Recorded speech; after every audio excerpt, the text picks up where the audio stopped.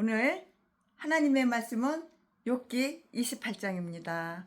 우리가 육신의 양식도 먹어야지 건강하고 튼튼하고 이렇게 먹는 음식이 에너지로 만들어서 우리가 활동을 하고 그러지만 영의 양식도 먹어야 돼요. 그래야지 사탄 마귀를 이길 수가 있고, 이번에 하나님께서 최순애를 리모델링 했어요. 리모델링. 육체 리모델링. 부서 갈아 끼울 걸 갈아 끼고, 리모델링, 육체 리모델링을 하시고, 그 때문에 우리 교회도 다 리모델링을 해주시고, 이야, 세상에 다 리모델링을 해주신 거예요. 고장난 부석은 뺏어 버리고 새 부석 갖다가 끼우고, 육적으로 영적으로 환경적으로 다 리모델링을 해주셨어요. 하나님은 사람을 통해서 이렇게 저렇게 이렇게 역사를 하셔요. 최순애도 하나님께서 저 사람한테 필요한 사람이면 역사를 하고, 이 사람한테 필요한 사람이면 역사를 하고, 이렇게 저렇게. 그러니까는 언제나 마음이 착해야 돼요. 언제나 마음이 선해야 돼요. 다른 사람한테 뜯어먹으려고, 그런 사기치려고 그런 생각 아예 하지를 말아야 돼요. 오래 참아야 돼요. 오래 참아야 돼요. 사랑은 언제나 오래 참는 거예요. 하나님이 우리를 사랑하는 것처럼 우리도 서로가 서로를 사랑해야 돼요. 사랑은 언제나 오래 참고, 사랑은 언제나 온유하며. 세상 사랑은 눈물의 씨앗, 그런 사랑 말고 고린도전서 13장 이 사랑이야말로 정말 예수의 사랑이에요. 자, 오늘 최순애가 강해설교 준비한 것은 욥기 28장입니다. 예, 욥기 28장의 흐름은 이 욥기 28장의 그 나머지 장들과 정말 확실하게 구분이 되고 달라. 욥은 그 욥의 아픔과 모든 슬픔을 다 잊어버려. 아픔을 잊어버려. 슬픔을 잊어버려. 세월이 약이겠지요. 세월이 흐르다 보면 아픔도 슬픔도 다 잊게 되어 있어요. 마치 철학자나 대가처럼 이야기를 하고 있는데요. 이 대화에는 자연과 도덕, 철학이 아주 그냥 많이 이렇게 저렇게 깃들어 있어요. 욥기 28장을 봐봐요. 자세히 읽어봐봐요. 도덕이 있고 철학이 많이 들어있잖아요. 많이 깃들어 있잖아요. 그러나 문제는 어떻게 해서 그것이 여기에 오게 되었는가 하는 것이에요. 어떻게 여기까지 왔어? 어떻게 오게 되었는가 하는 것이라고요. 물론 그것은 단지 흥미를 위한 것이거나 논쟁을 견제하기 위한 것도, 그것은 결코 서툰 것이 되지는 않았을 것이고요. 논쟁이 아주 치열해졌을 때는 우리의 냉정을 잃기보다는 질문하지 않는 편이 차라리 나아요. 그러나 이것은 적절한 것이었으며 뚜렷한 확실한 목적이었다고요. 욥과 욥의 친구들은 악인과 의인에 대한 하나님의 섭리의 시야에 대해서 대화를 나누어 왔고요. 욥은 어떤 악인들은 형통함 가운데 잘 살고 죽는 반면에, 다른 악인들은 하나님의 심판에 의해서, 하나님 심판하시잖아요. 하나님의 심판에 의해서 곧 그리고 공개적으로 벌을 받는 것을 쇼 이렇게 보여준다고요. 다 보여주었어요. 그러나 만약에 어떤 사람들이, 왜 어느 악인은 이 세상에서 처벌되고 누구는 처벌이 안 돼? 어떤 악인은 처벌되고 어떤 악인은 처벌이 안 돼? 이 세상에서 어느 악인은 이 세상에서 처벌이 되고 어떤 악인은 그렇지가 않은가? 그렇게 물어볼 수도 있어요. 그렇게 묻는다면 그것은 해답을 얻을 수 없는 질문이라는 것을 그들에게 이렇게 말해줄 수가 있어요. 나도 몰라. 최순이한테 이렇게 물어보면 나도 몰라. 하나님 마음이야. 내 마음 아니야. 하나님이 알아서 하셔. 하나님이 다 알아서 하셔.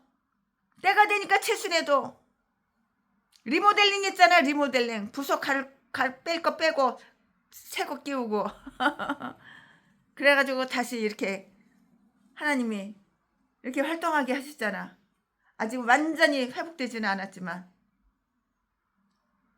어저께는 저 서울에 사시는 우리 집사님, 미장원하는 집사님이 오셔가지고 최순애 이렇게 얼굴을 뜯어 고쳤어요. 얼굴을. 성형수술한 거 그런 거는 아니에요. 요분 어떤 악인들은 형통함 가운데 살고 죽는 반면에 다른 악인들은 하나님의 심판에 의해서 곧 그리고 공개적으로 벌을 받는 것을 보여주고 있잖아요. 그러나 만약에 어떤 사람들이 왜 어느 악인은 이 세상에서 처벌되고 어떤 악인은 그렇지 않은가 묻는다면 대답을 할 수가 없는 거예요. 뭐라고 말을 하겠어요? 하나님 마음인데. 네 맘이냐? 최순애 네 맘이냐? 네가 어떻게 말을 할 수가 있냐? 네가 뭐라고 대답을 할 수가 있냐? 하나님 마음이야. 하나님 마음. 하나님이 나 알아서 해주시는 거야. 하나님께 맡겨. 그냥 맡겨. 하나님께 딱 맡기는 거야. 하나님이 알아서 해주시는 거야. 이 세상을 다스리시는 하나님의 섭리에 대한 이치를 아는 일은 우리에게 금해져 있으므로 우리는 그것을 아주 열망하거나 탐구하려고 그렇게 애써서는 안 되는 거예요. 이거는 소발은 하나님께서 욥에게 지혜의 비밀을 알려주시기를 이렇게 원했어요. 하나님께서 지혜의 그 비밀을 가르쳐줬으면 좋겠다. 그 지혜의 비밀이 뭐지? 궁금하네. 하나님의 섭리에 대한 이치를 아는 일은 그러나 이 세상을 다스리시는 하나님의 섭리에 대한 이치를 아는 일은 우리에게 금해져 있으므로 우리는 그것을 열망하거나 탐구하려고 연구하려고 해서는 안 되는 거예요. 하나님 일은 하나님이 알아서 하셔. 인간이 뭐 이래라 저래라 하나님한테 명령해? 건방지게? 하나님 일은 하나님이 알아서 하셔. 하나님께 맡겨야 되는 거야. 소발은 하나님께서 욥에게 지혜의 비밀을 알려주시기를 원했고요. 11장 6절 말씀에 욥은 아니다 라고 이렇게 말을 하고 있는데요. 오묘한 일은 우리에게 속한 것이 아니고요. 나타난 일은 우리에게 속하였다. 신명기 29장 29절 말씀에.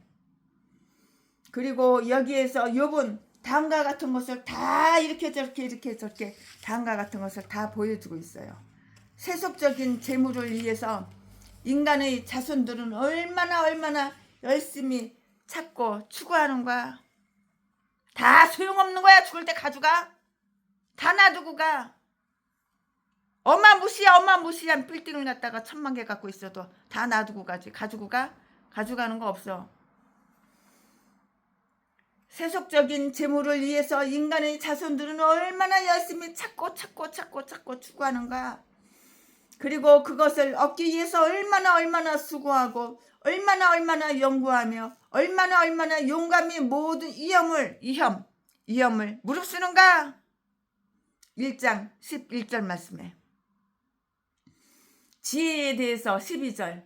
일반적으로 그 값은 매우 커서 그 가치를 측정할 수가 없어요. 도무지 이렇게 저렇게 측정하려고 해도 측정할 수가 없는 것이에요. 15절부터 19절까지. 그것이 있는 장소는 매우 비밀로 되어 있고요. 14절, 20절, 22절 말씀에 특히 하나님 속에 감추어진 그 지혜가 있어요. 그러니까 우리가 기도할 때 하나님, 내가 목사면은 나에게 지혜를 주세요. 나에게 지혜를 주세요. 이렇게 기도를 해야 하는 거예요. 지혜가 있어야 되는 거예요. 하나님이 주시는 지혜. 그대로 해보세요. 절대 목회 실패 안 해. 절대 인생 실패 안 해. 죽을 것 같아도 안 죽어. 다시 살려주셔. 특히 하나님 속에 감추어진 지혜가 있으며 23절부터 27절까지 인간의 자손에게 나타난 그 지혜가 있어요. 28절에 전자에 대한 우리의 질문은 저지 되어야 하고요. 그러나 후자의 것은 격려 되어야 하고요. 왜냐하면 그것은 우리가 관심을 가져야 할 분야이기 때문이에요. 여기에 관심을 가져야죠. 관심을 가져야 될 분야가 있는 거예요. 내가 목사야? 그러면은 관심을 가져야 될 분야가 있고 관심을 갖지 말아야 될 분야가 있는 거야. 분야가 틀려. 무조건 다 관심 가지면 그건 아닌 거야. 자, 지금부터 최순애가 준비한 설교 제목은 제한된 인간의 발견물. 제한된 인간의 발견물. 지금부터 본문 말씀은 욥기 28장 1절부터 11절까지. 1절. 은은 나는 광이 있고 연단하는 금은 나는 곳이 있으며 아무리 금이 귀하고 은이 귀하고 그런다고 하더라도 정말 아주 요즘은 무서워요. 돈을 너무너무 우리나라 돈을 너무너무 많이 찍어내. 이제 10억이 1억 되게 생겼어. 1억이 1,000만 원 되게 생겼어. 돈을 너무 많이 찍어내니까. 돈을 찍어내가지고 돈을 그냥 이리저리 막 뿌리니까는 우리나라 이제 다 망해고 이제 IMF가 이제 곧 올 것 같아. 이거 최순의 생각인데. 2절. 철은 흙에서 취하고 등은 돌에서 녹여 얻느니라. 3절. 사람이 흑암을 파하고 끝까지 궁구하여 음례와 유암 중의 광석을 구하되. 4절. 사람 사는 곳에서 멀리 떠나 구멍을 깊이 뚫고 발이 땅에 닿지 않게 달려내리니 멀리 사람과 격절되고 흔들흔들 하느니라. 5절. 지면은 식물을 내나 지하는 불로 뒤집는 것 같고. 6절. 그 돌 가운데에는 남보석이 있고 사금도 있으며. 7절. 그 길은 솔개도 알지 못하고 매의 눈도 보지 못하며. 8절. 위험스러운 짐승도 밟지 못하였고 사나운 사자도 그리로 지나가지 못하였느니라. 9절. 사람이 굳은 바위에 손을 대고 산을 뿌리까지 무너뜨리며. 10절. 10절. 돌 가운데로 도랑을 파서 각종 보물을 눈으로 발견하고. 11절. 시냇물을 막아 스미지 않게 하고 감추었던 것을 밝은 대로 내느니라. 아멘. 예, 이거 오늘 본문 말씀입니다. 이 본문 말씀 가지고 최순애가 강의 설교를 지금부터 시작하겠습니다. 여기에서 욥은 다음과 같은 것들을 제시를 하고 있어요. 욥이. 인간의 기준은 얼마나 깊이 자연의 깊이를 찾아내서 그것이 아주 중요한 것을 깨달을 수가 있는가? 그리고 그들이 독창적이고 근면한 탐구에 의해서 얼마나 많은 지식과 재물을 그들이 소유할 수가 있는가? 그러므로 사람들은 그들의 기지로서 왜 어떤 악인들은 흥하고 다른 사람들은 벌을 받으며 왜 어떤 선한 사람들은 형통하고 착하고 올바르게 사는 사람, 선한 양심으로 사는 사람, 이런 사람들은 형통하고 다른 사람들은 환난을 당하는가를 이해할 수 있지 않는가? 이해가 가요, 안 가요? 악한 자가 잘 된다고 더 잘 된다고 오래 못 가! 결코 그렇게 할 수가 없고요. 땅의 동굴은 발견될 수 있어도 하늘의 뜻은 발견될 수가 없는 것이에요. 하늘의 뜻을 어떻게 네가 하늘의 뜻을 알아? 세상적인, 근데 이 세상에는 두 종류예요. 마귀 따르는 사람, 사탄을 따르는 사람, 하나님의 영을 따르는 사람 두 종류예요. 이 마귀는 맨 악한 짓만 하는 거예요. 공산주의나 사랑하고 사람을 해치고 생명을 해치고. 그러나 하나님의 사람은 그렇지가 않아요. 사랑이 있고 인내가 있고 온유가 있고 합력해서 선을 이루고. 그렇지요. 세상적인 사람들은 재물을 취하기 위해서 얼마나 많은 관심을 기울이고 수고를 하는가. 욥은 은을 티끌같이 쌓는 악인에 대해서 관찰한 일이 있었는데요. 27장 16절 말씀에 이제 그는 여기에서 악인이 그렇게 좋아하는 은이 어디에서 나오고 악인 두 눈구녕에는 좋아하는 거 금, 은, 남의 돈 이것만 좋아해. 은이 어디서 나와? 은이 어디서 나와? 금덩어리가 어디서 나와? 금덩어리가 어디서 나와? 금덩어리가 어디서 나와? 그런다고. 금도 필요 없고 은도 필요 없고 하나님 말씀만 필요해. 그 외에는 다 똥이야 똥. 최순애는 금을 갖다가 수백 돈 갖고 있어도 목사님들한테 다 나눠줬지. 없어. 욥은 은을 티끌같이 쌓는 악인에 대해서 관찰한 일이 있었고요. 27장 16절 말씀에 이제 그는 여기에서 악인이 그렇게 좋아하는 은이 어디에서 나오고 어떻게 그것이 얻어졌는가를 보여주고 있으며 악인은 그들의 부유함과 그저 부자 되려고 악한 인간들은 그저 부자 되려고 잘 처먹고 잘 살려고 누리려고 남의 돈 가지고 사기 쳐가지고 뺏어서 지가 누리려고 어떻게 그것이 얻어졌는가를 보여주고 있으며 악인은 그들의 부유함과 화려함에 대해서 자랑할 이유가 얼마나 적은가를 이렇게 보여주고 있어요. 그럼 다음을 한번 살펴볼까요? 다음을 한번 살펴보자고요.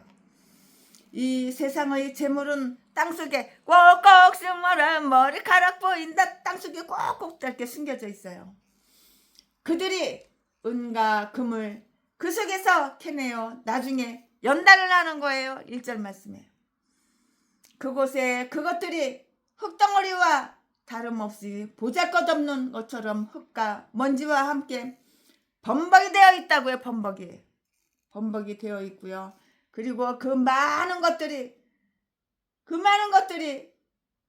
그처럼 무시된 채 흙속에 땅속에 이렇게 묻어 있다가 마침내 흙과 그 속에 있는 모든 찌꺼기들이 불살라진다고 홀라당 다 꼬실러진다고 불살라진다고.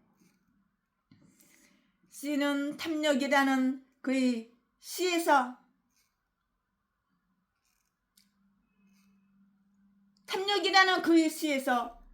돈을 사랑하는 인간의 수치를 파헤치면서 이러한 사실을 다룰 수가 있는데요. 탐욕, 욕심 끝도 없어. 인간의 탐욕, 욕심도 없어. 욕심 끝도 없어. 개척자금 2억을 갖다가 줬더니 2억을 또 달래. 그래서 또 줬더니 또 달래. 성도는 하나도 없고 잘 처먹고 놀기만 하고. 이제는 끝났어. 이제 최순애가 매년 1년에 자동차 35대씩 뽑아서 나눠주는 거 그것도 이제 그만해. 이제 끝났어. 대작자금은 2억씩 나눠주는 거 그것도 그만해. 끝났어. 이제 최순애가 이제 돈이 없어. 돈이 다 떨어졌어. 다 나눠주고 나니까 돈이 없어. 그러나 우리 사랑하는 집사님들, 사랑하는 목사님들은 큰 돈은 못 줘. 한 달에 100만 원씩, 한 달에 1000만 원씩 요 정도는 드릴 수가 있어. 그 외에는 일체 없어요. 최순애가 생각이 바뀌었어. 이번에 아프고 나서 최순애가 생각이 바뀌었어. 그리고 그 많은 것들이 그처럼 무시된 채 묻어있다가 마침내 흙과 그 속에 있는 모든 찌꺼기들이 다 불살라진다고요. 45년 동안 단 한 번도 전화한 적이 없어. 45년 동안 내 얼굴 본 적이 없어. 만난 적이 없어. 근데 갑자기 나타나가지고 요즘 아주 그냥 하루에 전화가 그냥 오전에도 10번 오고 오후에도 5번 7번 오고 새벽 2, 3시에도 전화 오고 누나 친 남동생 누구야 나 돈이 급하게 필요하니까는 큰 돈 필요 없어. 딱 15억만 나 사업자금으로 빌려줘 이러는 거야. 그래가지고 되게 누구예요? 그랬더니 누구래. 그래서 호적 등본을 갖다가 한번 떼보니까는 진짜 그 인간이 내 핏줄이 맞아. 최순애 핏줄이 맞아. 그러나 너는 45년 동안 어디 가서 잡혀져 있다가 이제 와서 돈을 갖다가 달라고. 나는 너 몰라. 너하고 나하고 한 핏줄이지만 난 너 몰라. 너 45년 동안 나를 찾아온 적이 있냐? 나는 고아원에서 살고 너는 네 애미애비한테 사랑받고 살았잖아. 그리고 전화를 차단해버렸어요. 아예 그냥 일체히 차단해버렸어요. 전화 안 받아요. 형제도 형제 나름인 거야. 45년 동안 얼굴 한 번 본 적도 없고 45년 동안 목소리 한 번 들은 적도 없는데 갑자기 나타나가지고 전화해가지고 누나 최순애 누나, 나 누나 동생 나 누나 동생 최재식이야. 나 돈 급하게 필요해. 지금 사업 작업에 필요해. 개소리 떨고 자빠졌네. 네 눈구멍에 내가 돈으로 보이냐? 눈구멍을 팍 파버려야 돼. 그냥 이딴 거 그냥 아무리 같은 핏줄이라 하더라도 눈구멍을 갖다가 그냥 송곳 씨뻘겋게 달아가지고 눈구멍을 확 파버려야 돼. 나 너 몰라. 전화하지 마라. 탁 끊어버렸어. 그러니까 나보고 냉정하대. 같은 핏줄끼리 냉정하대. 핏줄 같은 개소리하고 자빠졌네. 너는 네 애미애비가 넌 잘 챙기고 너 잘 살았어. 교육도 시키고. 나는 고아원에서 살았어. 어린 시절에. 어째서 네가 내 동생이냐. 그리고 그냥 전화 탁 끊어버리고 그냥 싹. 냉정할 때는 냉정해야 돼요. 그거는 형제가 아닌 거예요. 그리고 그 많은 것들이 그처럼 누가 내 이웃이고 내 형제야. 눈만 뜨면 이렇게 쳐다보면 내 옆에 있어. 최순애 옆에 있어. 이 사람은 내 부모고 내 형제고 내 친척이고 내 가족이 되는 거야. 새벽에 잠자고 눈 뜨면 최순애는 한 7시 8시면 자고 새벽 2시 3시면 일어나요. 항상 습관이 돼가지고 평생 습관이 그렇게 돼가지고 최순애가 새벽에 이렇게 일어나가지고 이렇게 와보면은 벌써 최순애 옆에 와 있어. 문자가 와 있어. 기도가 와 있어. 말씀이 와 있어. 이게 내 부모고 내 형제지. 45년 동안 어디 가서 개소리 떨고 있어. 네가 내 형제야? 네가 내 동생이야? 개소리 떨고 자빠졌네. 그딴 거는 100원짜리 하나 10,000원짜리 하나 줄 필요가 없는 거예요. 사업자금이고 뭐고 뒤진다고 그래도 뒤질려면 뒤져. 너 뒤지면은 내가 눈썹 하나 까딱할 것 같아. 너 뒤지는 거하고 나하고 상관이 없어. 그래서 내가 한번 물어봤어. 교회는 다니나? 예수 믿나? 예수 안 믿는데 교회 안 다니는데. 아 너도 뒤져서 지옥 가겠구나. 전화하지 마라. 그래서 다 끊었어. 그 많은 것들이 그처럼 무시된 채 묻혀있다가 마침내 훅가 그 속에 있는 모든 찌꺼기들을 불살라질 것이고요. 탐욕이라는 그의 시에서 돈을 사랑하는 인간의 수치를 파헤치면서 이러한 사실을 다루고 있다고요. 탐심. 어디서 최순의 유튜브 봤나 보지? 그러니까는 그런 개소리 떨지. 돈! 너는 행복의 독이며 화의 근원이라고. 돈이 그렇게 좋은지 알아? 돈이 뭐냐고? 너는 행복의 독이라고. 독. 화의 근원이라고. 돈 좋아하는 개목사들. 돈을 사랑하는 전라도 개목사들. 두 눈구녕이 시뻘게 가지고. 너는 어디에서 와 그처럼 깨끗하고 어둡게 되었는가? 나는 너의 태생이 천박하고 보잘것없다는 것을 잘 알고 있어. 사람들은 광산에서 아주 초라하고 더러운 너를 발견했으니까 분명 너가 온 이 왕국에서 기여한 바가 거의 없기 때문에 내가 부족할 때 그는 너희 어두운 동굴에서 너를 파내려고 한다고. 깜깜한 동굴에서 너를 파내려고 한다고. 사람은 너를 재물이라 불러 너를 부자로 부유하게 이렇게 만들었고 그러나 너를 파내는 동안 그는 도랑으로 하수구 개천 도랑으로 이렇게 철과 동은 값이 덜 나가나 더 기묘한 물질이며 그것들은 흙에서 취한다고. 이 말씀이 어디에 있어? 2절에 기록이 다 되어 있어요. 그것들은 그 속에서 매우 풍부하게 발견되기 때문에 실상 그 가격이 떨어지나 그것은 사람들에게 매우 유긴하게 쓰이며 금보다 철이 더욱 많은 도움을 주고요. 그뿐만이 아니라 지면은 식물을 곧 생명을 유지하는 데 필요한 곡식을 내고요. 5절 말씀에 그곳에서 인간의 생기를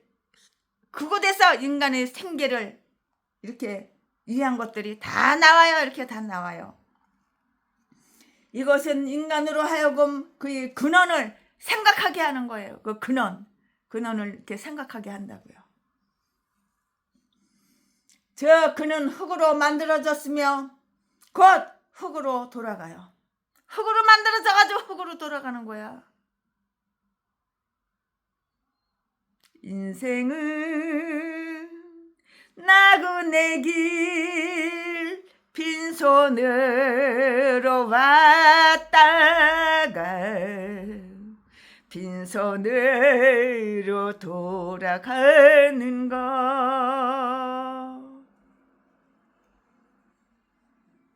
인생은 흙에서 왔다 흙으로 돌아간다고.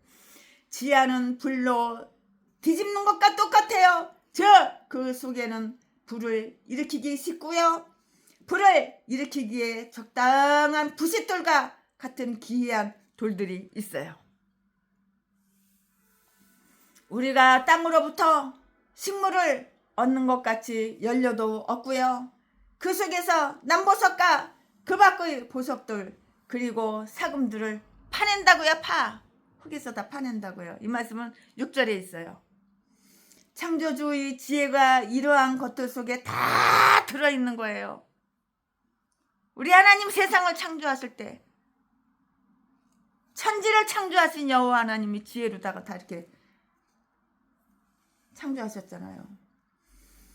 그것들은 우리의 눈에서 보이지 않는 것으로서 그것은 우리에게 그것들을 주목하지 않도록 이렇게 가르치고 있고요. 잠언 23장 5절 말씀에 그것들은 우리 발 아래에 있는 것으로서 그것은 우리에게 그것들을 우리 가슴 속에 품지 말고 또한 우리 마음을 그것들에 두지 말고 단지 거룩한 경멸로서 그것들을 짓밟으라고 이렇게 가르치고 있어요. 얼마나 주님의 부요가 땅에 가득한가. 우리 주님은 부자야. 하나님 뜻대로 하나님 말씀대로 사면은 우리 목사들도 하나님께서 부자 만들어 주죠.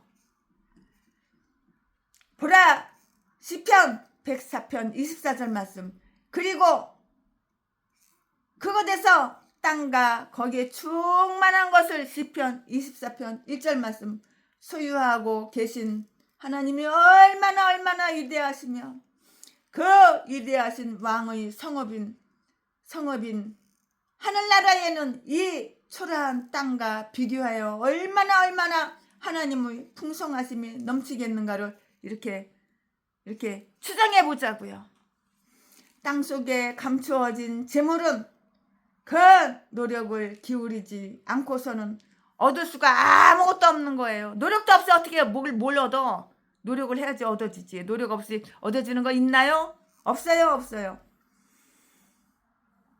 그것을 발견하기는 아주 힘들어요. 단지 여기저기에 은을 내는 광이 있을 뿐이고요. 1절 말씀에 그 귀중한 광석들은 그것 자체로는 빛나지만 보이지 않는 깊은 곳에 묻혀 있기 때문에 예와 유암 중의 광석이라 이렇게 일컬어진다고요. 사람들은 그것들이 그들에게 빛을 드러내게 하기 위해서는 오랫동안 찾아 헤매어야 할 것이에요.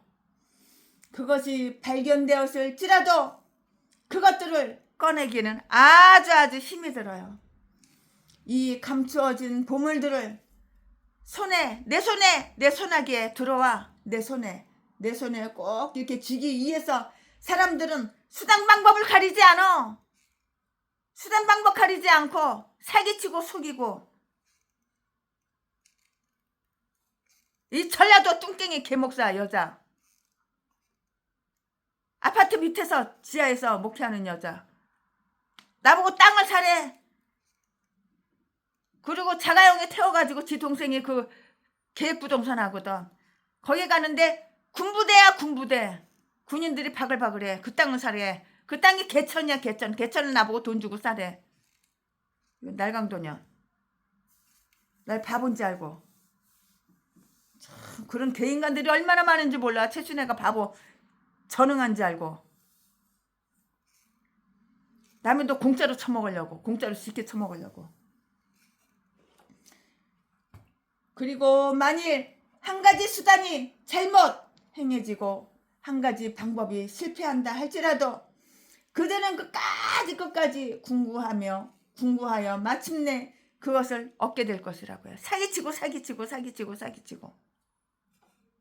3절 말씀에 그들은 땅속에 있는 물을 끌어올려야 하며 4절, 10절, 11절 말씀에 산의 뿌리인 바위를 깨어 길을 내야만 하고요. 9절 말씀에 하나님은 금, 은 그리고 귀한 광석들을 얻는 것을 매우 어렵게 이렇게 만드셨어요. 그것은 사람들로 하여금 근면하게 만들고요. 또 그것을 아주 장려하기 위함이었어요. 즉 수고하는 신들이 모든 일에 붙이는 그 대가예요. 이 세상에 공짜는 없는 거야. 다 대가가 있는 거야. 공짜가 어딨어. 공짜로 남의 돈 쉽게 처먹으려고 그래. 대책장을 위협받아 처먹었으면 됐지. 또 달라고 그러고 벌써 몇 번째 달라고 그래. 공짜는 없는 거야. 이제는 안 준다고 그랬지. 없다고 그랬지. 이제 돈 없다고 그랬지. 이제 즉 수고는 신들이 모든 일에 붙이는 대가이고요. 만약 귀중한 것을 쉽게 얻을 수 있다면 사람들은 결코 수고하는 것을 배우려 하지 않을 것이고요. 이 땅의 재물조차도 얻기가 어렵다는 것은 우리들에게 하늘나라를 얻기 위해서는 얼마나 많은 힘을 애쓰고 노력하고 애써야 하는 것인가를 암시해 주는 것이라고요. 공짜가 있어요? 그것은 사람들로 하여금 허영과 사치를 억압하고 규제하기 위함이고요. 필수품들은 얼마나 수고를 적게 하고도 땅 표면에서 얻을 수 있겠는가? 없어요. 그러나 사치품들을 파내기 위해서는 얼마나 수고하며 창자로부터 힘을 쏟아야 하는가? 배를 불리는 것은 그리 힘을 들이지 않아도 되지만 화려하게 하는 것은 많은 그런 부담을 이렇게 요한다고요. 필요한다고요. 땅속에 있는 재물을 얻기가 힘들지라도 사람들은 그것을 얻으려고 하고요. 은을 사랑하는 자는 은으로 만족하지 못해요. 은 더. 최순애 아는 사람이 은을 갖다가 8천만 원어치 사는데 이번에 쫄딱 망해가지고 4천만 원도 안 돼. 은 팔아봤자. 참. 많이 지닌 자는 더 많은 것을 원하는 거예요. 많이 가졌어? 더. 최순애가 옛날에 그랬었는데 지금은 아니에요. 반대. 지금 뭐 하나라도 줄이려고 그러고 뭐 하나라도 건물 하나라도 없애려고 그러지. 더. 지금은 안 그래요. 이렇게 많이 바뀌었어요. 최순애가. 하나님은 바뀌어주신 거지. 나 같은 인간이 어떻게 내가 나를 바꾸겠어요. 하나님이 이렇게 이 사람 붙이고 저 사람 붙이고 훌륭한 사람들 훌륭한 목사님들 붙여가지고 최순애를 이렇게 바꿔주신 거지. 최순애가 뭐가 똑똑해서 뭐가 잘나서 내가 나를 바꾸겠어요. 인간 하나 바꾸는 거 그것이 쉬운 게 아니에요. 근데 이 사람 붙이고 저 사람 붙이고 저 사람 붙이고 이 사람 붙이고 상처를 주고 저 사람 붙여가지고 깨닫게 하고 그래가지고 이렇게 바뀐 거예요. 하나님이 쓰시기에 합당한 사람으로 이렇게 바뀌는 분이에요. 그러나 사치품들을 파내기 위해서는 얼마나 수고하며 창자로부터 힘을 쏟아야 하는가? 배를 불리는 것은 그리 힘들지 않지. 화려한 것은 정말 그렇잖아요. 땅속에 있는 재물을 얻기가 힘들지라도 사람들은 그것을 얻으려고 애쓰고 노력하고 애쓰고, 은을 사랑하는 자는 은으로 만족하지 못하고, 금덩어리 사랑하는 사람은 금덩어리가 아무리 많아도 수천 돈이 있어도 만족하지 못하고, 돈을 사랑하는 인간은 돈이 그렇게 많아도 만족하지 못하고, 어떤 인간은 집이 500채가 있어도 만족하지 못하고 더 땅은 뒤져야 되는 거야. 만족하지 못해. 배가 부르지가 않아. 아무리 처먹어도 배가 안 불러. 날마다 배고파 그래. 땅속에 있는 재물을 얻기가 힘들지라도 사람들은 그것을 얻으려고 하고요. 은을 사랑하는 자는 은으로 만족하지 못한다고요. 많이 지닌 사람들은 더 많은 것을 원하기 때문이에요. 그럼 다음을 한번 또 살펴볼까요? 어느 정도 가졌으면 만족해야 되는데 만족을 못한다고. 더. 사람들은 이 재물을 얻기 위해서 어떠한 고안을 하는가 한번 살펴보자고요. 사람들은 이 재물을 얻기 위해서 어떤 고안을 하는가. 그들은 끝까지 아주 끝까지 궁구해요. 끝까지. 3절 말씀에 그들은 기술과 기계를 사용하여서 그냥 물을 막 퍼내요. 물을 퍼내고 그것을 말리우나 그 물은 그들이 강산으로 다 스며들어서 그 일을 망칠 위험을 다 이렇게 겪게 되는 것이에요. 4절 말씀에 그들은 펌프와 도간을 만들며 수로를 내므로써 그들의 길을 다 싹싹 닦아놓고요. 그리고 장애물들이 다 제거되었을 때 그들은 설계도 알지 못하는 길을 밟는다고요. 7절부터 8절까지.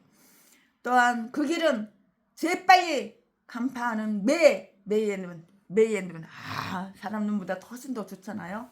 매의 눈으로 볼 수가 없으며 광야의 모든 길을 통과하는 사자 새끼도 밟지 않는 길이고요. 사람들은 이 재물을 얻기 위해서 얼마나 수고하며 얼마나 돈 몇 푼 벌기 위해서 얼마나 새벽부터 힘들게 수고하고 정말 얼마나 막대한 수고를 드리는가 한번 살펴보자고요. 그들은 바위를 뚫어요. 돈을 벌기 위해서 바위를 뚫어요. 길을 내요. 돈을 벌기 위해서. 그들은 또 산에 갱도를 파요. 갱도를 판다고요.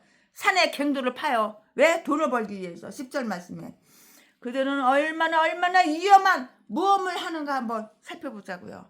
아주 위험한 모험을 다 하는 거예요. 왜? 돈을 벌기 위해서.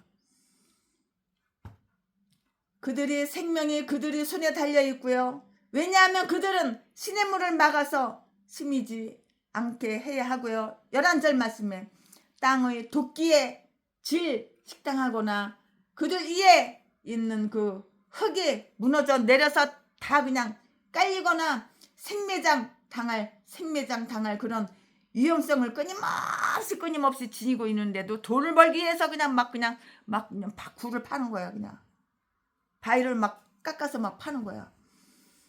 얼마나 어리석게 인간이 그 자신의 짐을 더 무겁게 만드는가 한번 보자고요. 뒤질 거는 생각 안 하고 돈 벌려고 그냥 그 어마어마한 바위를 갖다가 막 그냥 파는 거야. 구덩이 파는 거야. 그냥 거기서 깔려가지고 뒤지는 거 그 생각은 못해. 돈 버는 거 그 생각만 하는 거야. 그냥 생매장 당해서 뒤진다는 거 그 생각은 못해. 그 위험성 얼마나 위험해. 목숨 끊어지는 거 그거 생각 못해. 얼마나 어리석게 인간이 그 자신의 짐을 더 무겁게 만드는가 한번 보자고요. 그는 얼굴에 땀을 흘리며 음식을 먹어야 하는 벌을 받고 있고요. 그러나 그것도 부족한 양 더 많이 캐어낼수록 더 가치는 줄어드는 사실에도 불구하고 그의 생명의 위협도 무릅쓰고 금과 은을 얻고자 한다고요. 솔로몬 시대의 은은 마치 돌과도 똑같았어요. 돌멩이 돌과도 똑같았다고요. 그러나 사람들로 하여금 이 모든 수고와 위험을 겪도록 하는 것을 하는 것이 무엇인가를 한번 살펴보자고요. 각종 보물을 눈으로 발견해요. 10절 말씀에 은 발견해요. 눈으로. 금 눈으로 발견해요. 그들에게 가장 귀중한 물건이므로 그들의 눈은 언제나 이것들을 쫓고요. 그들은 그들의 눈 앞에서 이것들이 반짝이는 것을 보리라고 이렇게 상상하는데요. 그리고 그것들을 손에 넣을 수 있으리라는 그 기대에 부풀어서 이 모든 어려움을 무릅쓰고요. 왜냐하면 그들은 마침내 수고의 대가를 얻기 때문에요. 수고하니까 수고의 대가가 생겼잖아요. 그 수고의 대가를 얻기 위해서 이렇게 고생을 하는 거예요. 그냥. 그러나 사람들로 하여금 이 모든 수고와 위험을 겪도록 하는 것이 무엇인가? 각종 보물을 이렇게 눈으로 발견하는데요. 귀중한 물건이므로 그들이 눈을 언제나 이것들을 쫓고요. 그들은 그들이 눈앞에서 이것들을 반짝반짝거리는 것을 상상한다고요. 금이 반짝반짝, 은이 반짝반짝. 그리고 그것들을 손에 넣을 수 있으리라는 기대에 부풀어서 이 모든 어려움을 무릅쓰는 거예요. 그 고통, 고생. 각종 보물을 눈으로 발견하는데요. 10절 말씀에 은과 금은 그들에게 귀중한 물건이므로 눈이 그것들을 쫓는다고요. 은을 쫓고 금을 쫓는 거예요. 그들은 그들의 눈 앞에서 이것들이 반짝반짝거리는 것을 보리라고 이렇게 상상하는데요. 그리고 그것들을 손에 넣을 수 있으리라는 그 기대에 부풀려서 이 모든 어려움을 무릅쓰고요. 왜냐하면 그들은 마침내 수고의 그 대가를 얻기 때문이고요. 즉 감추었던 것을 밝은 대로 내게 된다고요. 10절 10절 말씀에 땅 밑에 감추었던 것이 갱구에 이렇게 놓이게 되는 것이에요. 그리고 광석 속에 감추어 있는 금속들이 용광로 속에서 그 불순물이 제거된 후에 순수한 기금속으로 이렇게 재련되는 거예요. 우리가 황태를 먹잖아요. 황태도 그 눈 오는데 눈 맞아가면서 얼음 꾹꾹 얼어가면서 녹았다 얼었다 그래가지고 그 황태가 마침내는 단백질이 그냥 아주 그냥 어마무시하게 이렇게 그냥 많이 그냥 있는 거예요. 녹았다 얼었다 그러면서. 이것도 마찬가지예요. 금, 은이 그냥 한 게 아니에요. 녹았다가 녹여가지고 다시. 왜냐하면 그들은 마침내 수고의 대가를 얻기 때문인데요. 저 감추었던 것을 밝은 대로 내게 되는데요. 땅 밑에 감추었던 것이 갱구에 놓이게 된다고 그랬잖아요. 그리고 강석 속에 감추어져 있는 금속 물들이 용광로 속에서 들어갔다 나왔다 그 불순물을 빼고 불순물을 제거하고 불순물을 제거한 후에 순수한 기금속으로 이렇게 재련돼 가지고 드디어 이렇게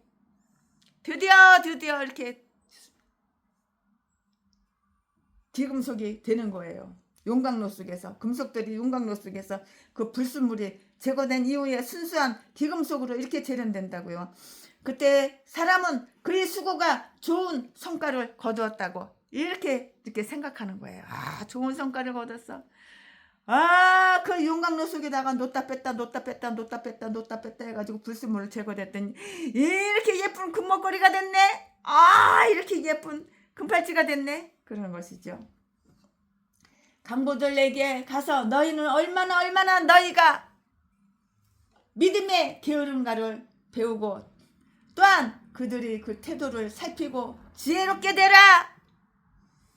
사라질 재물을 찾는 그들이 용기와 근면과 끈기는 참된 보물을 위해서 일을 열심히 하는데 있어서 게으르고 낙심하는 우리들은 부끄럽게 할 것이에요. 그러니까 목회도 게을게 하면 안 되는 거야. 나가서 전도를 해야지. 전도를. 지혜를 얻는 것이 정금을 얻는 것보다 낫고요. 그것이 얼마나 쉽고 안전한가. 그러나 사람들은 정금을 찾으나 은혜는 무시하고요. 땅에서 나는 보석에 대한 기대는 그 보석이 실제로는 보잘것이 없고요. 사라져 버리는 것이지만 사람들은 그것을 매우 매우 귀하게 여기고요. 그처럼 열심히 찾아내도록 박차를 가하는데 하늘에 있는 참된 보물에 대한 소망은 그것보다도 더 큰 박차를 가하지 못하겠는가? 아멘. 지금부터는 설교 제목이 바뀌어요. 본문 말씀이 바뀌어요. 지금부터 설교 제목은 지혜의 우수성. 지혜의 우수성 설교 제목이. 지금부터 본문 말씀은 욥기 28장 12절부터 19절까지 12절. 그러나 지혜는 어디에서 어디며 명철의 곳은 어디인고?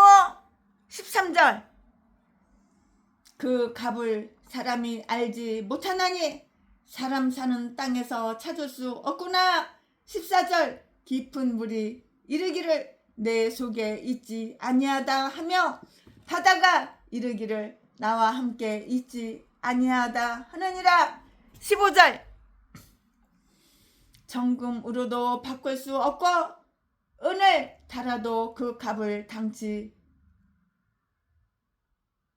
못하리니. 16절.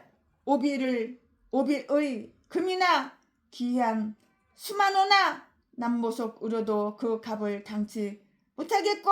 17절.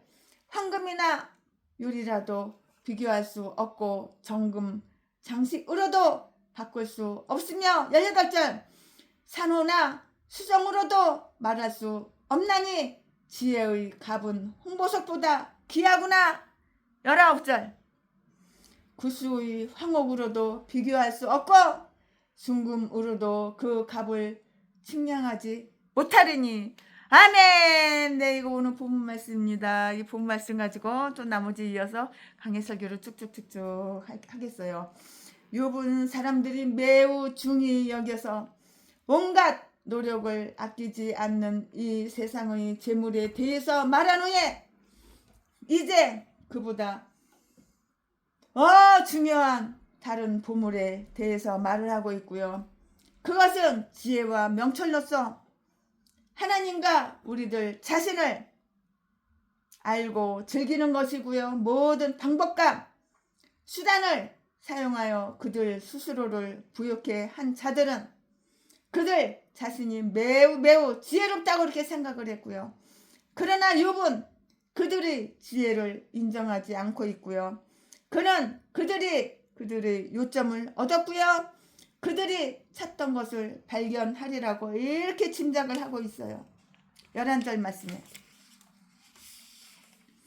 지혜는 어디에서 얻는가? 그것은 여기에는 없다라고 이렇게 말을 하고 있는데요. 그들의 그 모든 방식은 매우 똥대가리 우매한 것이라고. 우매해.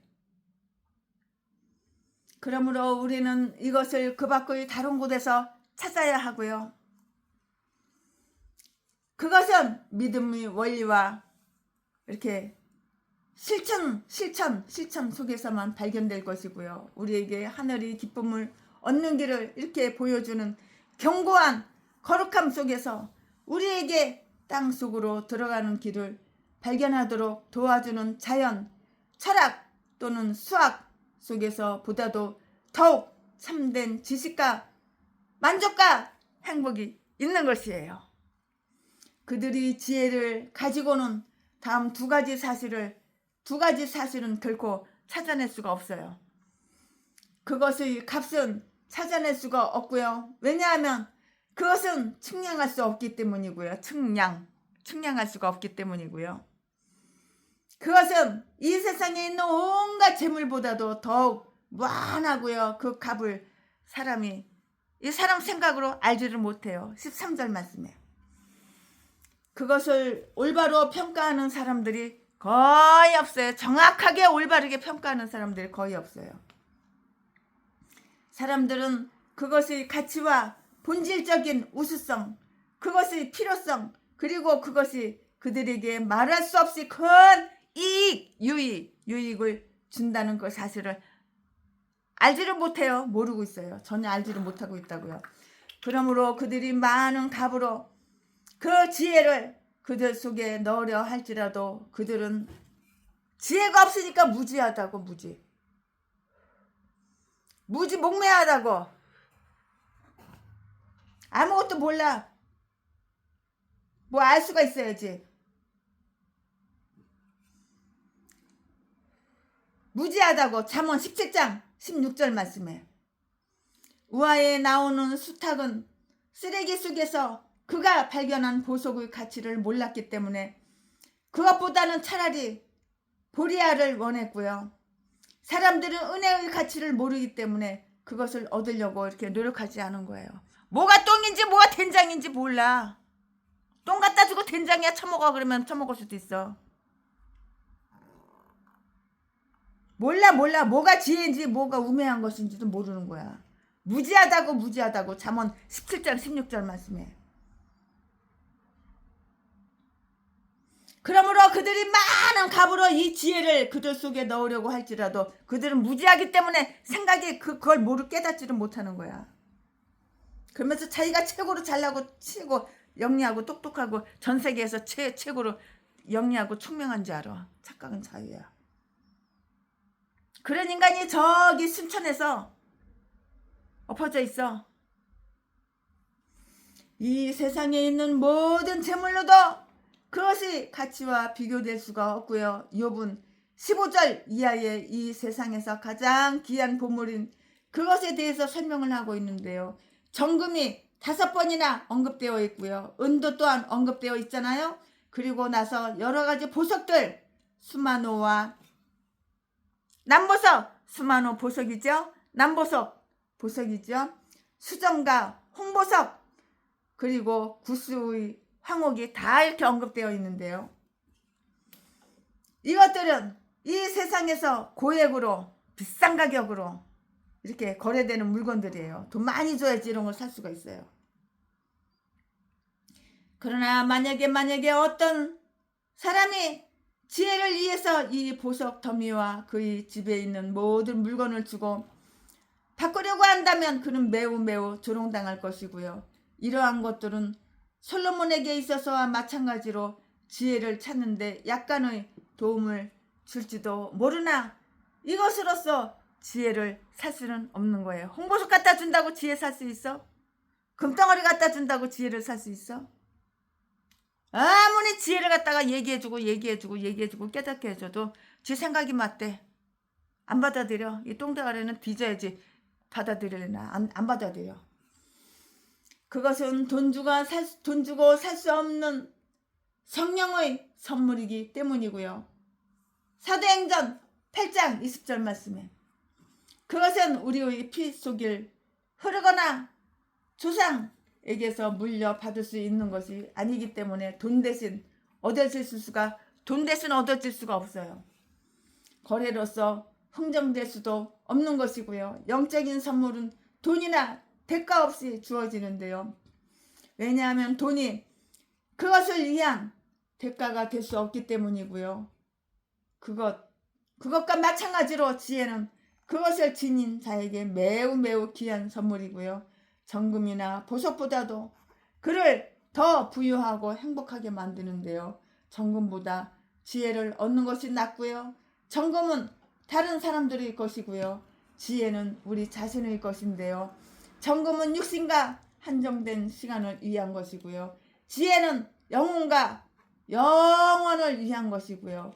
우리는 하나님께서 보시기에 매우 귀한 것을 우리들의 것이 되게 하자고요. 잠언 3장 14절 말씀 이하에 보면 다 나와요. 잠언 3장 14절 말씀에 그것이 있는 것도 몰라요. 있는지 없는지 몰라요. 똥인지 된장인지 똥인지도 모르고 그것이 있는 것도 몰라요. 어디에 있는지. 왜냐하면 그것은 발견될 수가 없기 때문이고요. 지혜는 어디서 얻겠는가? 지혜를 어디서 얻어요? 12절 말씀에 그가 이것을 묻는 것은 진실로 그것을 발견하고자 하는 자로서였고요. 이것은 우리 모두가 하는 그러한 질문이에요. 지혜를 어디서 얻어오지? 지혜를 어디서 얻어오지? 그러는 거예요. 대부분의 사람들이 돈은 어디서 얻겠는가? 나 부자 되고 싶은데 돈을 어디서 가져오지? 돈을 어디서 가져와? 돈을 어디서 얻겠는가? 라고 물을 때 우리는 지혜는 어디서 얻을 수 있겠는가? 라고 묻고 그것을 구하여 찾을 수 있도록 해야 하고요. 즉 헛된 철학이나 세속적인 계략, 헛된 철학, 세속적인 계략, 헛것 다 필요 없는 거야. 다 그런 건 필요 없는 거야. 우리를 소리 높여 이렇게 구해야 하는 거예요. 잠언 2장 3절 4절 말씀에 헛된 철학이나 세속적인 계략이 아닌 참된 믿음을 찾아야 하고요. 왜냐하면 그것이 유일하고 참된 지혜이며 그것이 우리의 능력을 가장 훌륭히 이렇게 개선할 수가 있고요. 우리의 영적이며 영원한 행복을 가장 안전하게 지켜줄 수 있는 것이기 때문인 것이에요. 영원한 행복을 가장 안전하게 지켜줄 수 있는 것이기 때문이라고요. 이것이 바로 우리가 소리 높여 구해야 하는 것이에요. 잠언 2장 3절 4절 말씀에 다 기록이 되어 있어요. 하나님이 계시하시는 것 이외에서 그리고 거룩한 계시 이외의 방법으로 그것을 발견하는 일에 완전히 실패한 자로서였고요. 그것은 사람이 사는 이 땅에서 얻을 수 없구나. 13절 말씀에 우리는 어떤 책을 읽거나 사람들에 의해서가 아니고요.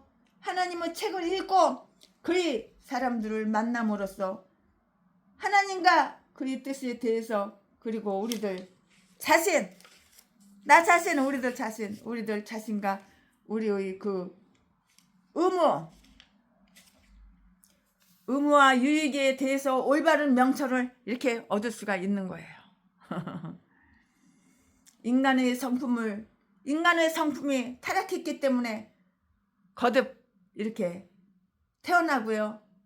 은혜로 인해서 거룩한 성품을 지니게 된 자들 이외에는 참된 지혜를 지닌 자들이 거의 없어요. 아무리 찾아 헤매도 그런 사람 없어요. 드물어요.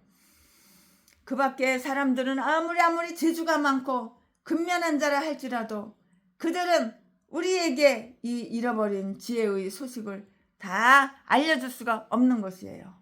가르쳐줄 수가 없어요. 알려줄 수가 없어요.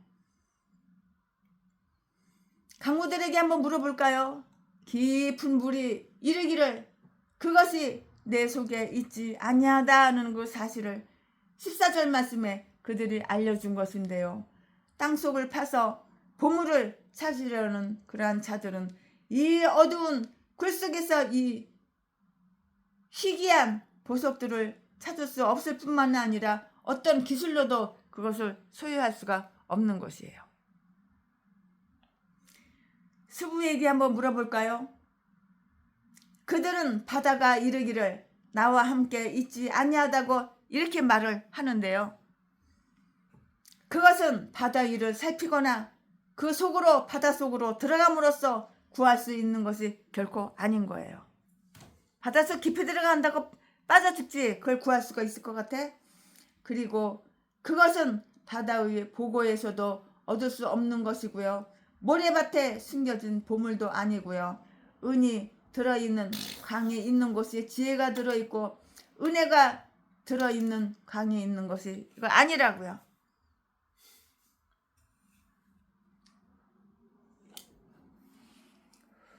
사람들은 하늘의 지혜를 얻으려 할 때보다도 세속적인 재물을 얻으려 할 때 만나는 그 어려움을 더욱 쉽게 타개할 수가 있는 것이에요. 그리고 그들은 더 나은 세상에서 영원히 사는 법을 배우기 위해서 보다는 이 세상에서 사는 법을 배우기 위해서 더 많은 수고를 해요. 영원히 사는 천국 위해서 배우기보다는 이 세상에 잠깐 사는 세상 100살도 못 살고 너도 나도 다 죽어버리는 이 세상에 잘 먹고 잘 살고 부자로 살려고 그렇게 애쓴다고.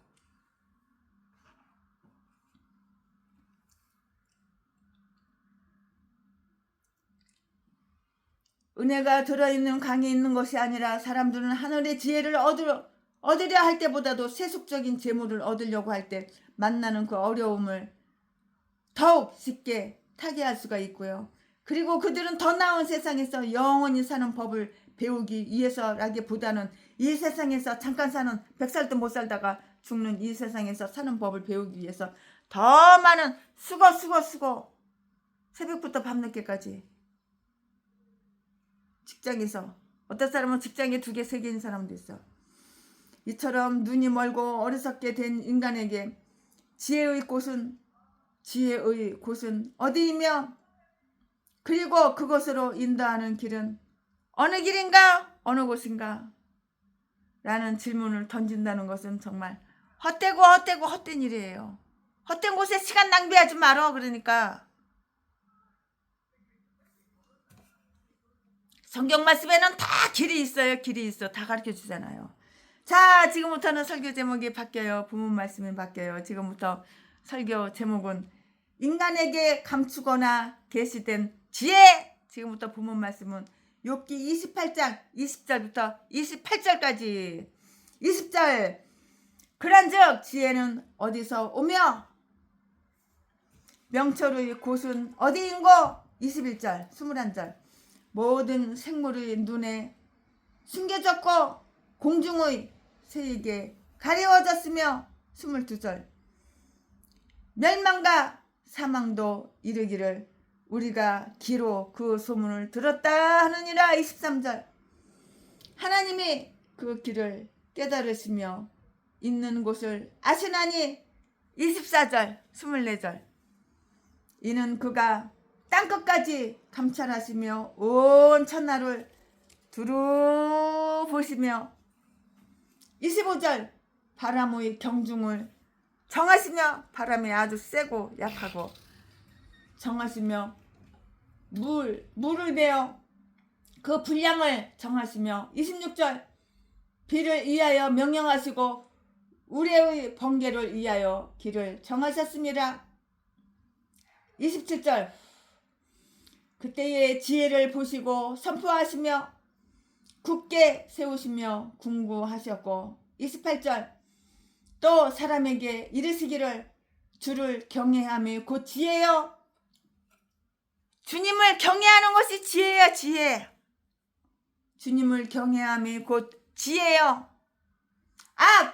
악을 떠남이 명철이니라. 악을 떠남이 명철이라 하셨느니라. 아멘. 네, 이거 본문 말씀 가지고 이제 얼마 안 남았는데 마저 강의 설교 마저 이어서 하겠습니다. 욥은 한 번 했던 질문을 12절에 여기에서 또 하고 있어요. 똑같은 말 또 하고 있어요. 왜냐하면 그것은 매우 귀하고 아주 그리고 중요한 것이므로 우리가 그것을 부지런히 찾지 않으면 그냥 잃어버려 놓치는 거야. 그냥 놓치고 말기 때문이라고요.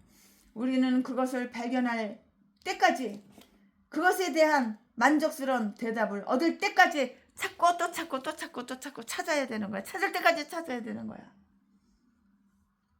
부지런히 이것을 탐구한 끝에 그는 드디어 이러한 결론을 싹 얻었어요. 그럼 이러한 결론이 뭐야?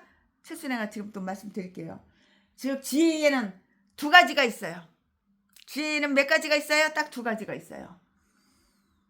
하나는 하나님 안에 감추었던 것으로 우리에게 속하지 않는 비밀이고요. 또 한 가지 지혜는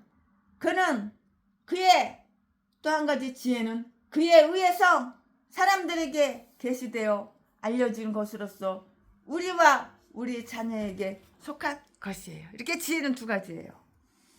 하나님의 은밀한 뜻, 하나님의 그 섭리의 뜻은 우리의 미칠 수 있는 영역이 아니고요. 하나님께서 스스로 보존하고 계시는 것이고요. 그것은 우리 주 하나님께 속한 것이고요. 하나님께서 이후에 하시려는 세부적인 사항과 지금 행하시고 있는 것이 이유를 아는 것이 욥이 제일 처음으로 언급한 바 있는 그러한 지식인 것이에요. 이 지식은 우리에게 꽁꽁 숨겨서 감추어졌어요. 그것은 너무너무 높아서 우리가 도달할 수가 없어요. 너무너무 높아서 도달할 수가 없어요. 21절, 22절 말씀에 기록이 되어 있는데요. 그것은 모든 생물의 눈에 심지어 철학자들과 정치가들과 성직자들, 성자들이 눈에 호고 이렇게 다 숨겨져 있고요. 공중의 세계도 이렇게 가리워졌고요. 비록 새들이 넓은 창공을 높이 날아다닌다 할지라도 비록 그들이 이 지혜의 근원이 있는 저 높은 세상과 약간 가깝다고, 멀지 않고 가깝다고 이렇게 할지라도 비록 그 눈이 멀리 이렇게 멀리 내다본다 할지라도 39장 29절 말씀에 그들은 하나님의 뜻을 통찰할 수는 없는 거예요. 어떻게 하나님의 뜻을 통찰해요? 하나님의 뜻을 통찰할 수가 없어요. 공중에 나는 새보다, 사람은 공중에 나는 새보다 더 지혜롭지 못하고요. 따라서 이런 지혜에는 결코 도달하지 못하는데요. 명상 속에서 높이 솟아올라 공중의 새처럼 그들 스스로를 다른 사람들의 머리 위에 있다고 생각하는 자들까지도 이 지식을 가졌다고 이렇게 말을 할 수는 없는 것이에요. 욥과 욥의 친구들, 욥과 욥의 친구들은 이 세상을 다스리는 하나님의 섭리의 방법과 이치에 대해서 그냥 논쟁을 갖다가 얼마나 많이 벌려왔어요. 우리가 이처럼 흑암 속에서 욥은 말하고 있는데요. 우리가 이해하지 못하는 문제를 놓고 논쟁하는 우리는 얼마나 어리석고 멍청해요. 사람의 이성에 의한 헤아림은 하나님의 뜻이 10년을 결코 측량할 수가 없고요. 누가 하나님 섭리의 그 이치를 설명할 수가 있겠으며 하나님의 다스리시는 그 방법과 그 정도와 처세, 법, 곧 하나님의 지혜의 각 의를 설명할 수가 있겠는가? 설명할 수가 없는 것이야. 그러므로 우리는 때가 이르러 하나님의 섭리의 일들을 밝히기 전에는 그것을 더 이상 알려고 하지 말고요. 사도행전 1장 7절 말씀에 영원히 그것을 밝힐 때까지는 그 섭리의 비밀을 아주 꼬치꼬치 캐고 꼬치꼬치 캐내려고 하지 말자고요. 하나님은 지금 스스로 숨어 계시는 하나님이시고요. 이사야서 45장 15절 말씀에 그러므로 구름과 흑암이 그를 둘러싸고 있고요. 비록 이 지혜가 생물의 눈에 감추어져 있지만 멸망과 사망도 이르기를 우리가 귀로 그 소문을 들었다고 이렇게 하는데요. 비록 그것들 자체에 대해서 설명을 하지 못하지만 왜냐하면 음부에는 이 세상에서보다 더 지혜나 계략이나 지식이 도무지 없기 때문이에요. 없어요. 없기 때문이라고요. 죽음과 음부 저편에는 또 다른 세상이 있어요. 또 다른 세상이 있어요. 죽으면 끝인지 알아? 또 다른 세상이 있다고. 안 믿어져요? 말씀에 써있잖아요. 말씀을 믿어야죠. 왜냐하면 음부에는 이 세상보다도 더 지혜나 계략이나 지식이 도무지 없기 때문이고요. 죽음과 음부 저편에는 또 다른 세상에 있는데요. 우리는 그 어두운 경계 위에를 지나야 하고요. 그때는 우리가 지금 도무지 모르는 것을 명확하게 보게 될 것이고요. 조금만 참아라. 죽음은 호기심이 강한 영혼에게 이렇게 말을 하는 거예요. 참어 조금만 참아라. 이렇게 나는 너를 이 지혜가 발견될 곳으로 곧 데려갈 것이고 하나님의 비밀이 필력 될 때 그것은 공개될 것이고 우리가 알려진 것과 똑같이 알게 될 것이고 육신의 장막이 찢겨지고 가로막고 있는 그 구름이 흩어질 때 우리는 하나님이 행하시는 것을 지금은 몰라. 지금 당장은 몰라. 알아? 모르잖아. 지금은 당장은 모르지만은 그때에는 알게 될 것이구나. 지금은 당장 모르지만 그때는 알게 될 것이라고. 요한복음 13장 7절 말씀에 이 지식은 사도의 말처럼 하나님 속에 감추인 것으로서 비록 에베소서 3장 9절 말씀 우리에게 드러나진 않았으나 이것을 알게 하시는 주님의 말씀이 있고요. 사도행전 15장 18절 말씀, 그가 행하시는 데에는 선한 이유가 있으나 우리는 그것을 규명해내지 못하고요. 23절 말씀에 하나님이 그 길을 깨달으시는데요. 사람은 때로 자신이 모르는 것을 이렇게 행하지만 하나님은 결코 그렇지가 않아요. 하나님은 결코 그렇지가 않다고요. 그들이 계획하지 않았던 것을 행하고요. 그리하여 갑작스러운 일이 발생할 때는 새로운 계획을 세워야 하고요. 또 새로운 방법을 모색해야 하는데요.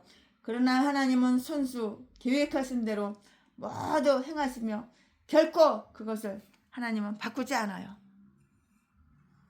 사람들은 때로 좋은 이유를 발견할 수 없는 일을 행하나 하나님의 모든 뜻 가운데는 선한 계획이 다 들어있어요. 우리 하나님은 선하신 분이야. 하나님의 뜻 가운데는 다 선한 뜻이 다 이렇게 계획에 다 들어있는 거야. 그는 이 지식을 온전케 하시며 결코 그것을 떠나지 않으시는데요. 하나님이 그의 길을 깨달으셔야 할 필요를 여기에서 두 가지 이유를 이렇게 제시해 놓고 있는 것이에요. 그것은 모든 사건들이 모든 것을 돌아보시는 전능하신 섭리에 의해서 너 이래 너 이렇게 저렇게 이렇게 지시되고 있기 때문이라고요. 지시 명령 지시. 24절 25절 말씀에 이 세상을 다스리시는 하나님은 전지전능하시고 이는 그가 땅끝까지 시간과 공간을 모두 감찰하시기 때문이고 즉 먼 지역과 시대가 항상 그의 시야 아래에 있고 우리의 시야가 우리 눈이 보는 시야가 짧잖아요. 시야가 짧기 때문에 우리는 우리 자신의 길뿐만이 아니라 하나님의 길도 깨닫지 못하고 있고요. 이 세상에서 지금 행해지는 것들은 거의 알지 못하고 있는 우리가 어찌 앞날의 일을 알 수가 있으랴. 지금 당장 몰라. 근데 앞날의 일을 어떻게 알아? 내년의 일, 후년의 일, 10년 후에, 20년 후에 몰라. 앞날 일을 어떻게 알아? 점쟁이는 안다고? 점쟁이가 어떻게 알아? 더 모르지. 하나님의 길도 깨닫지 못하고 있는데요. 이 세상에서 지금 행해지는 것들은 거의 알지 못하고 있는 우리가 어찌 앞날의 일을 알 수 있으랴. 그러나 여호와의 눈은 각 처소마다 계시고요. 뿐만 아니라 그것은 이 땅을 두루 살피고요. 아무것도 그에게서 감추어지지 않으며 또 그렇게 될 수도 없고요. 그러므로 어떤 악인은 이 세상에서 현저하게 흥하고 또 다른 악인은 망하는 이유는 우리에게서 비밀이나 하나님은 알고 계셔요. 저 악인 망해. 하나님은 다 알고 계셔요. 어느 날의 사건과 어떤 사람의 일들은 다른 것들과 이러한 대조를 이루고 또 관련을 맺고 있으므로 모든 사건과 일들이 오직 하나님 앞에서만 다 드러난다는 거야. 하나님 앞에서 드러나지 않는 것이 어디가 있어. 다 드러나는 거야. 모든 것을 완전하고 분명하게 보시는 하나님은 모든 것을 담당하기에 합당한 그런 심판관이시라고요. 이 세상을 다스리시는 하나님은 전능하시다고요. 그는 모든 일을 하실 수 있으며 그가 행하신 모든 것은 매우 정확해요. 그는 바람의 경중, 바람이 가볍고 무겁고 경중을 정하시는 법을 다 알고 계시고요. 바람을 그 곳간에서 내신다고요. 시편 35편 7절 말씀에 다 기록이 되어 있어요. 그는 사람들이 쓰레기를 내버리듯이 무더기로 그것을 내시는 것이 아니고요. 사람들이 그들 곳간에서 어떤 물질을 꺼내는 것과 곳간에서 물질을 꺼내는 것과 같이 세밀하게 측정하여 다 내놓으신다고.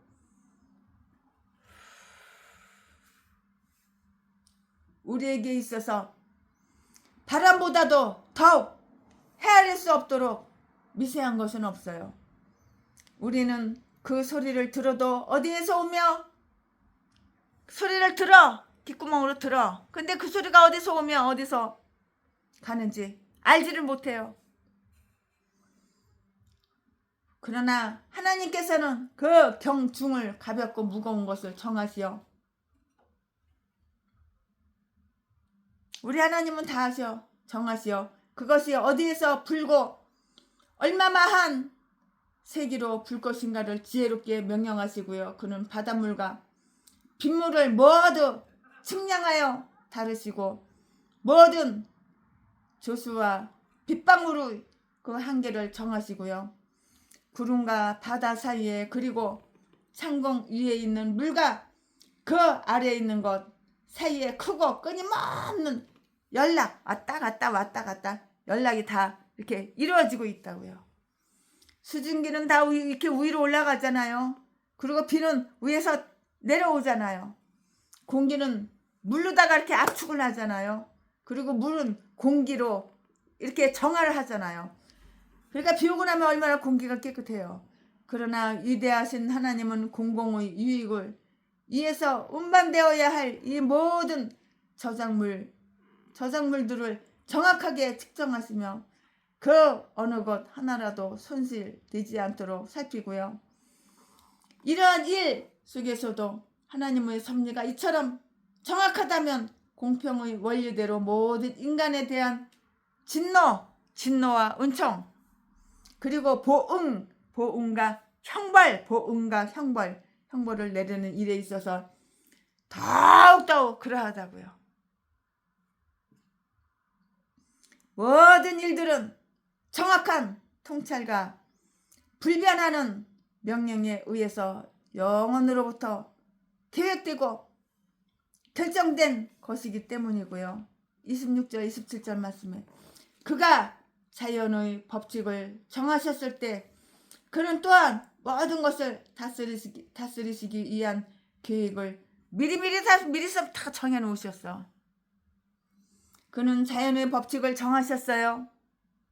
하나님께서는 자연의 법칙을 정하셨다고.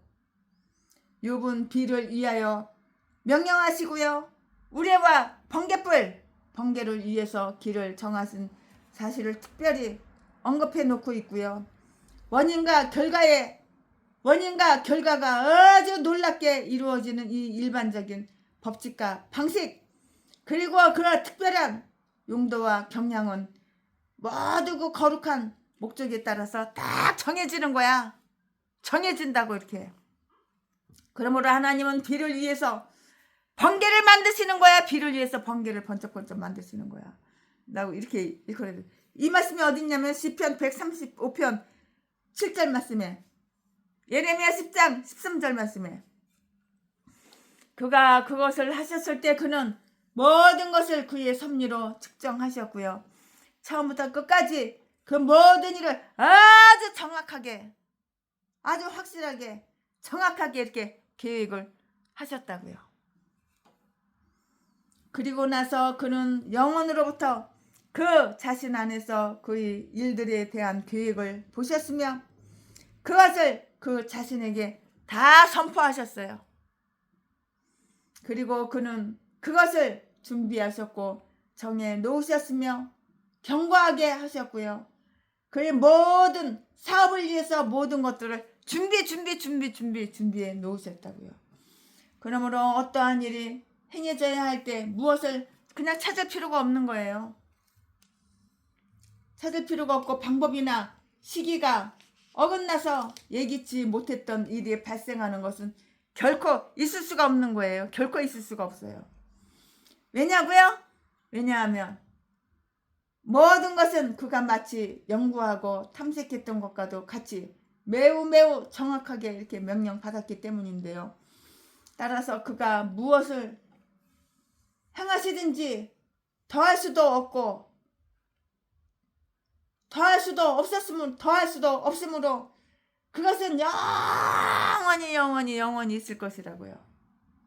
전도서 3장 14절 말씀에 어떤 사람들은 욥이 지혜를 의인화한 것으로 보고 그것을 그때에 그가 그녀를 보시고 선포하셨다 등으로 이렇게 풀이를 하는 사람도 있어요. 이렇게 풀이를 할 수도 있는데요. 그렇다면 그 내용은 아버지의 중요한 지혜 곧 영생의 말씀에 관한 솔로몬의 것과 유사하게 비슷하게 거의 똑같게 이렇게 된다고요. 이 말씀은 잠언 8장 22절 그 이하에 보면은 다 알 수가 있어요. 땅이 생기기 전부터 내가 세움을 입었도다.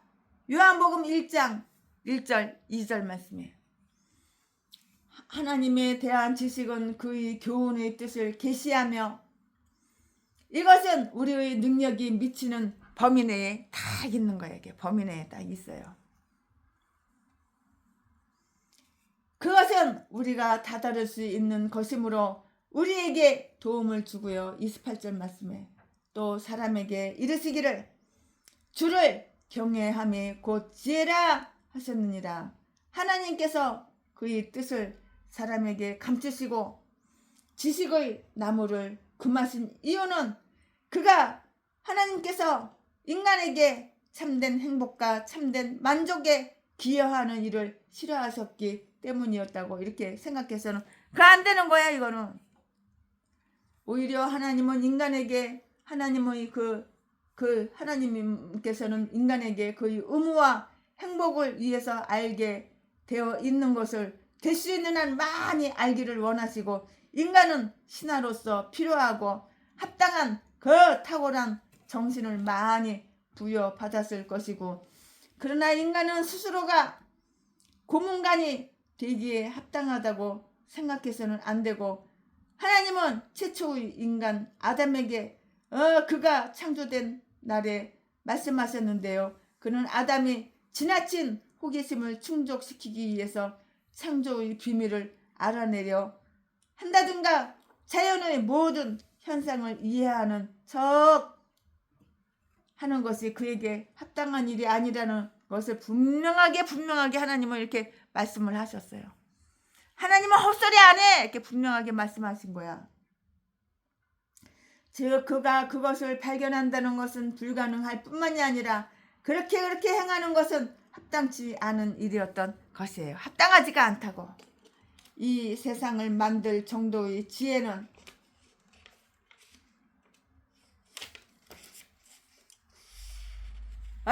완전히 그 원리를 깨달을 수가 있는 것이에요. 그러나 인간은 주님을 경외하고 악에서 떠나는 것을 그의 지혜라고 이렇게 알아야 하고요. 그가 그것을 배우는 것만으로도 아주 충분한 것이에요. 이 지식이 그의 능력을 도울 것이고요. 하나님께서 인간에게 지식의 나무를 금하셨을 때 생명의 나무는 허락하셨는데 이것이 바로 그 나무인데요. 잠언 3장 8절 말씀. 우리는 거룩한 계시에 의하지 않고서는 참된 지혜를 얻을 수가 없고요. 여호와는 지혜를 주시는데 잠언 2장 6절 말씀에 이제 그 문제는 자연이나 섭리의 비밀 속에서 발견되는 것이 아니고요. 우리 자신의 행실을 위한 법칙 속에서 발견되는데요. 그는 인간에게 하늘로 올라가 거기서 행복을 잡으라 든가 밑으로 내려와서 그것을 끌어내리라고 이렇게 말씀하시지 않으셨어요.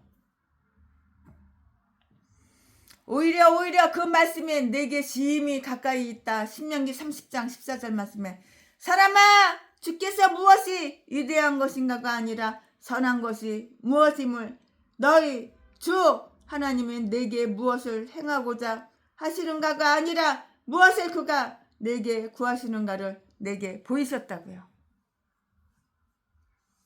이렇게 다 보이시는 거예요.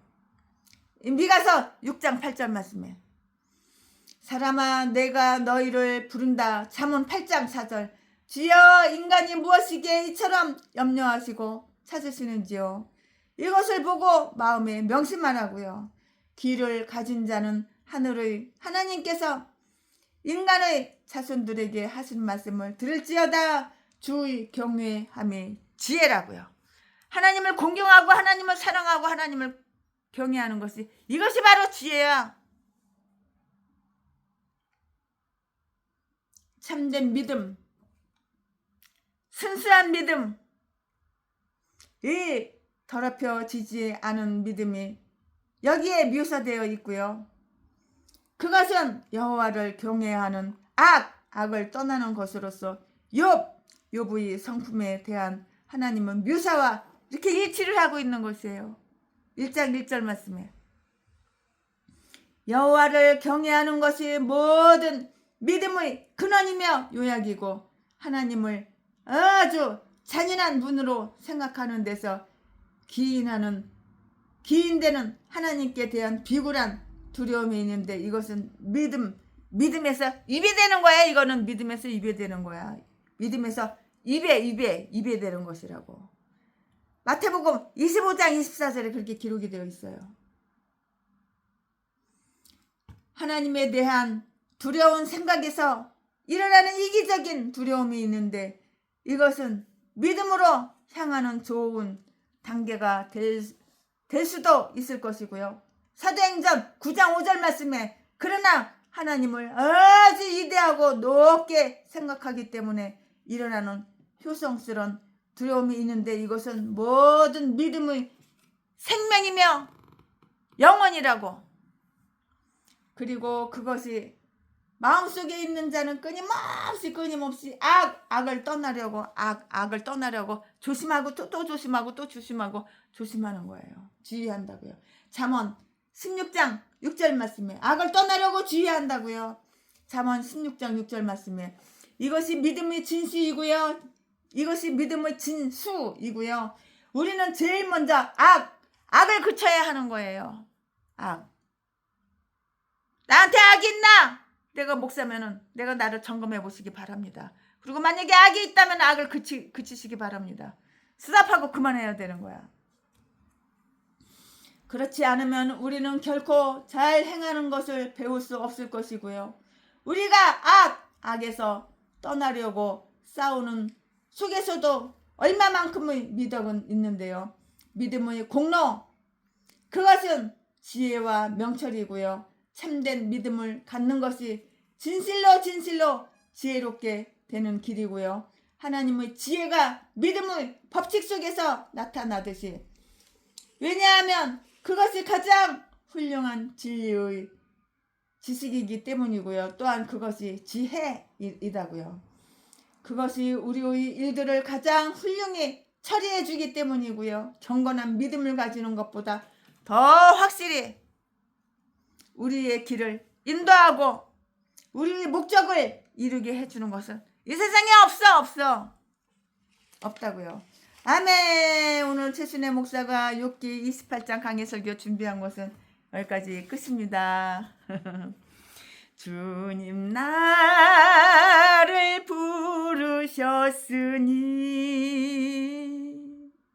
주님 나를 부르셨으니, 내 모든 정성 주만 위에 바칩니다. 주님